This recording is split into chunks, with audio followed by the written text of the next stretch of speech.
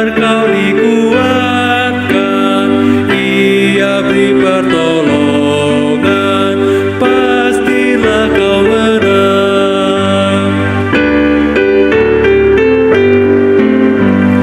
Tinggalkan yang jahat, dosa dicegah. Tindakanmu tulus, tiada bercela. Junjung kebenaran, hidup dalam terang. Harap akan Yesus, pasti kau menang. Mintalah pada Tuhan agar kau dikuatkan. Ia beri pertolongan, pastilah kau menang.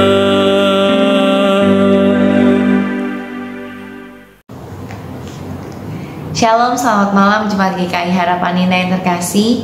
Kita bersyukur kepada Tuhan di malam hari ini kita masih bisa sama-sama mengikuti Rema. Saya berharap kita semua juga selalu dalam keadaan yang baik dan tetap merasakan kasih dan sukacita di tengah-tengah segala yang kita hadapi. Saudara, malam hari ini kita akan merenungkan satu bagian firman Tuhan yang terambil dari 2 Petrus pasal yang kedua ayat yang pertama sampai ayat yang ketiga. Saya akan bacakan bagi setiap kita 2 Petrus pasal yang kedua ayat pertama sampai yang ketiga. Nabi-nabi dan guru-guru yang palsu. Sebagaimana nabi palsu dahulu tampil di tengah-tengah umat Allah, demikian pula di antara kamu akan ada guru-guru palsu. Mereka akan memasukkan pengajaran-pengajaran sesat yang membinasakan. Bahkan mereka akan menyangkal penguasa yang telah menembus mereka, dan dengan jalan demikian segera mendatangkan kebinasaan atas diri mereka. Banyak orang akan mengikuti cara hidup mereka yang dikuasai hawa nafsu, dan karena mereka jalan kebenaran akan dihujat. Dan karena serakannya guru-guru palsu itu akan berusaha mencari untung dari kamu dengan cerita-cerita isapan jempol mereka. Tetapi untuk perbuatan mereka itu hukuman telah lama tersedia dan kebinasaan tidak akan tertunda. Yang demikian jauh bacaan firman Tuhan yang hari ini akan kita renungkan bersama. Saudara, renungan hari ini saya beri judul Ori atau KW. Nah saudara, ini tentang bukan komisi wanita ya, tapi barang-barang ori atau barang KW. Mana tim ori, mana tim KW? Ya kalau misalnya kita suka di zaman online ini kan segala sesuatu kita beli online ya saudara. Tentunya salah satu yang jadi kekhawatiran kita ketika kita belanja online adalah takut ketipu ya sama barang yang KW, yang tulisannya ori ya, asli dijamin. Taunya datangnya KW, kita kecewa akhirnya ya. Oleh karena itu saudara, biasanya di tengah-tengah kita belanja online ini kita akan mencari cara ya supaya kita bisa memastikan barang yang kita beli itu benar-benar yang sesuai dengan ekspektasi kita. Tapi saudara, ada juga orang-orang yang memang mencari barang-barang yang KW ya, yang memang barangnya memang ditulis KW dan memang ada peminatnya. Kenapa? Ya tentu barang KW ada peminat karena harganya yang miring ya, yang tentu sangat sesuai pas di kantong. Tapi saudara, tentu ada pertimbangan ya ketika milih. Kenapa kita pilih yang KW atau pilih yang ori? Udah pengen yang ori tapi malah ketipu dapatnya yang KW. Maka kita harus hati-hati, kita harus bisa memilih mana yang asli, mana yang enggak. Nah, biasanya kalau kita mau tahu barang itu asli atau enggak, tentu kita harus tahu dulu yang asli itu seperti apa, ciri-cirinya kita udah tahu, kita udah kenal jelas sehingga kita bisa membedakan dengan benar. Nah saudara-saudara, sama halnya dengan memilih barang, saya mau firman Tuhan hari ini mengingatkan kita bahwa di dalam hal iman Kristen, dalam hal kebenaran yang kita percayai, kita juga harus hati-hati karena ada yang ori dan ada yang KW. Ada pengajaran-pengajaran yang palsu yang disampaikan semirip mungkin dengan yang asli. Ingat ya saudara, barang-barang KW itu dibikinnya berbeda sekali, kontras dengan yang asli atau semirip mungkin dengan yang asli. Ya tentu barang KW dibikin semirip mungkin dengan yang asli. Casingnya mungkin kelihatan sama casingnya itu ya, hampir nggak ada bedanya. Fungsinya juga dibikin mirip semirip mungkin, tapi yang bedakan ada pada esensi material pembuatnya. Tentu kalau barang KW akan dipakai esensi yang jauh lebih murah, material yang jauh lebih murah, sehingga harganya bisa dijual dengan harga yang ekonomis. Sementara barang ori biasanya memakai kualitas yang terbaik ya, kualitas yang memang sesuai dengan standarnya. Nah saudara-saudara, ini yang membedakan KW dan ori ya, material esensinya. Tapi secara casing itu dibikin semirip mungkin. Nah demikian juga dengan pengajaran iman Kristen, saudara. Pengajaran-pengajaran sesat itu tidak dibikin sekontras mungkin. Kalau sekontras mungkin kita akan dengan mudah memilah, oh ini bukan pengajaran iman saya, oh ini bukan seperti yang Tuhan mau. Tapi pengajaran itu dibikin semirip mungkin, sehingga kalau kita tidak hati-hati memperhatikannya, mungkin kita akan terbawa di dalamnya. Kita pikir ini pengajaran yang benar. Pengajaran itu menggunakan firman Tuhan juga, tetapi tentu tidak secara seutuhnya. Oleh karena itu saudara, firman Tuhan hari ini mengingatkan kita untuk kita bisa mawas diri terhadap pengajaran-pengajaran yang tidak berdasarkan kebenaran yang sesungguhnya. Kita tuh harus punya pagar tentang iman kita, tentang kebenaran yang kita percayai, sehingga kita bisa membedakan, memilah mana yang sesuai, mana yang tidak. Pagarnya tentu saja berdasarkan kebenaran firman Tuhan itu sendiri.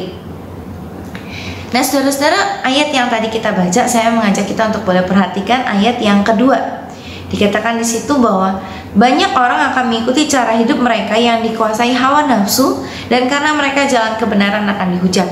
Saudara-saudara, kalau kita perhatikan di sini dikatakan bahwa pengajaran-pengajaran sesat itu akan mengajak untuk hidup berdasarkan hawa nafsu mereka. Saudara ingat tadi ya, pengajaran sesat dibikin semirip mungkin. Artinya pengajaran ini tidak berada di luar kekristenan, tapi pengajarannya berada di tengah-tengah kita. Dan pengajaran ini mengajarkan untuk hidup berdasarkan hawa nafsu, bukan berdasarkan kebenaran, bukan berdasarkan kehendak Allah, tapi berdasarkan hawa nafsu. Artinya hidup itu bergantung pada apa yang kita mau, apa yang kita inginkan. Kita bisa melakukan sebebas-bebasnya keinginan dan kemauan kita berdasarkan hawa nafsu kita. Sebagai contoh saudara, misalnya dikatakan Allah itu Maha Pengasih dan Pengampun, sehingga kita nggak apa-apa ketika kita berbuat salah. Tenang aja, kita bisa dengan datang, tinggal ikut ibadah hari Minggu, apalagi sekarang ibadah online. Kita tinggal ikut doa pengakuan dosa, di situ minta ampun, pasti diampuni karena Allah itu Maha Pengasih dan Pengampun. Saudara perhatikan ya pengajaran ini. Saudara, Allah Maha Pengasih dan Pengampun benar atau salah? Tentu benar, firman Tuhan berkata selalu Allah itu Maha Pengasih dan Pengampun. Tapi tidak lupa juga bahwa Allah itu Allah yang adil, yang tidak bisa mentolerir dosa. Jadi tidak benar jika dikatakan oh kita bisa berbuat semau-mau kita lalu kemudian kita datang minta ampun kepada Tuhan. Tentu ini pengajaran yang keliru. Oleh karena itu saudara lihat ya, pengajarannya itu seakan benar, tapi mengarah kepada membawa kita hidup sesuai dengan kemauan kita sendiri. Dan saudara, orang-orang yang mengikuti pengajaran sesat ini tidak berada di luar kekristenan. Mereka di tengah-tengah kita, mereka ikut. Ini bukan, pengajaran sesatnya bukan mengajak untuk meninggalkan iman, berbalik, berpaling dari Tuhan secara ekstrim. No, tetap di dalam Tuhan, tetap di dalam gereja, tetap ikut pelayanan, tetap ikut seluruh kegiatan, aktif. Tapi esensinya yang berubah. Semuanya berpusat kepada diri sendiri, bergantung pada hawa nafsu, bukan bergantung pada kebenaran atau kehendak Tuhan. Dan yang lebih celakanya lagi dikatakan bahwa karena mereka jalan kebenaran dihujat. Artinya karena hidup mereka yang katanya sesuai dengan kebenaran tapi berdasarkan hawa nafsu, akhirnya banyak orang jadi menghujat kebenaran. Ini toh orang Kristen, kayak gitu toh ternyata anak-anak Tuhan, hidupnya sama aja. Akhirnya jadi ya bahasa sehari-harinya kita kenal dengan batu sandungan. Akhirnya jadi batu sandungan. Kenapa? Gak sesuai dengan kebenaran itu sendiri. Nah ini yang mengerikannya. Jadi mereka tetap ada di tengah-tengah kekristenan. Pengajaran sesat itu ada di tengah-tengah kita, seakan mirip, tapi esensinya sudah berubah jauh karena berpusat kepada diri sendiri. Nah, karena itu saudara, kita harus mawas diri, hati-hati. Jangan sampai kita terbawa oleh ajaran yang sesat. Tapi saudara, tentu saja ada harga, ada rupa. Yang di ayat 3 kemudian dikatakan bahwa ada hukuman Tuhan yang sudah menanti mereka. Pengajar-pengajar sesat dan juga orang yang mengikuti pengajaran sesat tentu juga menyesatkan orang lain. Ada ganjaran yang sudah Tuhan siapkan. Jadi kita nggak perlu bersungut-sungut karena pengajaran-pengajaran itu tetap ada di tengah-tengah kita. Tapi yang kita perlu lakukan adalah kita mawas diri. Kita harus tahu kebenaran, kita harus punya pagar terhadap kebenaran. Berdasarkan firman Tuhan yang sesungguhnya, berdasarkan kehendak hati Tuhan, sehingga kita tidak mudah diombang-ambingkan oleh pengajaran-pengajaran yang beredar. Apalagi di zaman sekarang, di mana kita sangat mudah mendengarkan khotbah di mana saja dengan media apa saja. Begitu banyak video-video renungan segala macam yang di-share di grup, dan karena di-share di grup Kristen, kita terima mentah-mentah ya. Saudara, kita mesti hati-hati. Ada begitu banyak pengajaran yang bisa dengan mudah kita dapatkan di tengah-tengah situasi seperti ini, tapi tidak semuanya membangun, tidak semuanya berdasarkan kebenaran. Terdengar enak di telinga, belum tentu sesuai dengan kebenaran. Terdengar nyaman di hati, belum tentu sesuai dengan kehendak Tuhan. Oleh karena itu kita mesti punya pagar. Kita mesti baca firman Tuhan. Kita mesti merenungkan firman Tuhan. Kalau nggak ngerti, ya mungkin ada bagian-bagian firman Tuhan yang kita tidak mengerti. Kalau nggak ngerti, apa yang kita mesti lakukan? Tanya, saudara. Jangan menyimpulkan sendiri. Tanya berdasarkan apa?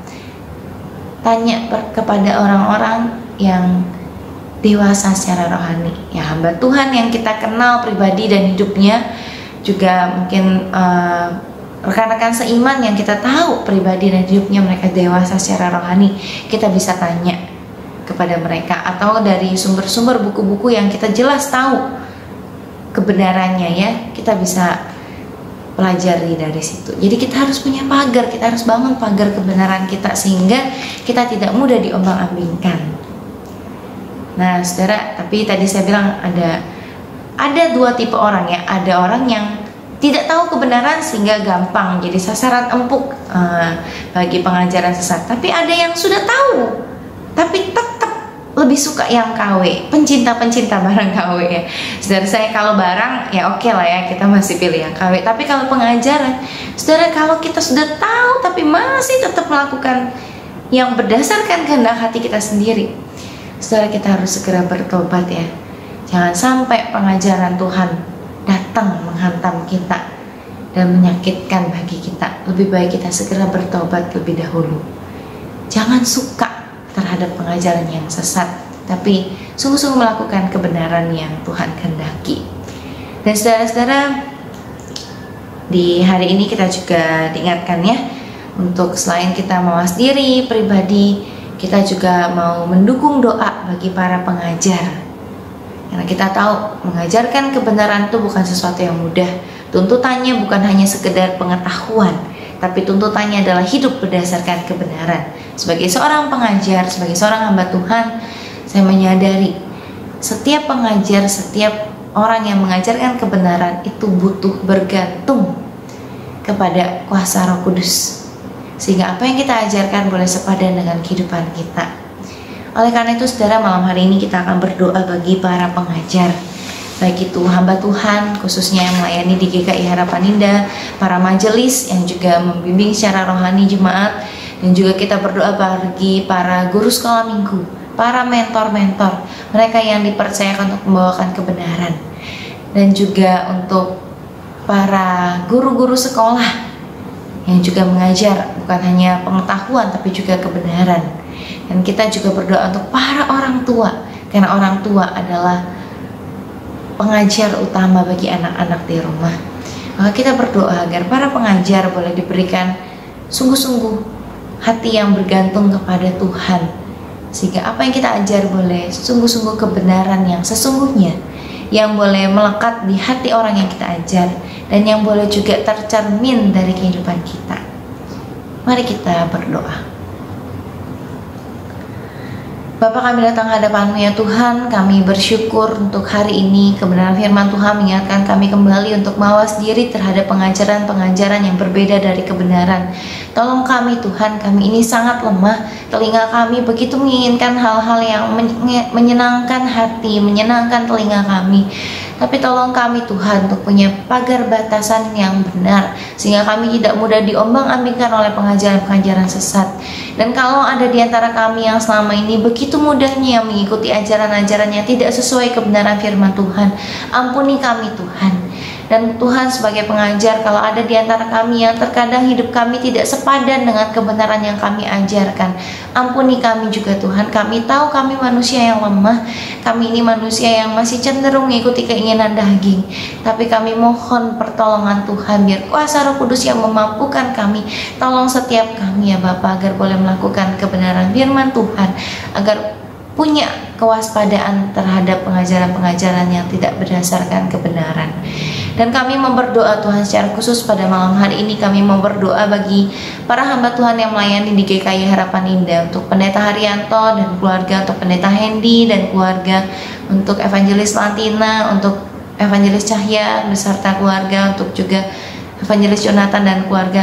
Tolong kami ya Bapak, setiap hamba-hambamu ini, kami yang belajar kebenaran, tapi terkadang hidup kami juga masih sering jatuh ya Tuhan. Tapi kami mohon anugerah Tuhan boleh menolong kami, memampukan kami, untuk kami boleh melakukan setiap kebenaran yang kami ajar, untuk kami boleh terus mawas diri agar setiap bimbingan, setiap pengajaran yang keluar dari mulut kami boleh sungguh berdasarkan kebenaran firman Tuhan, dan boleh sungguh tercermin dari kehidupan kami pribadi Tuhan.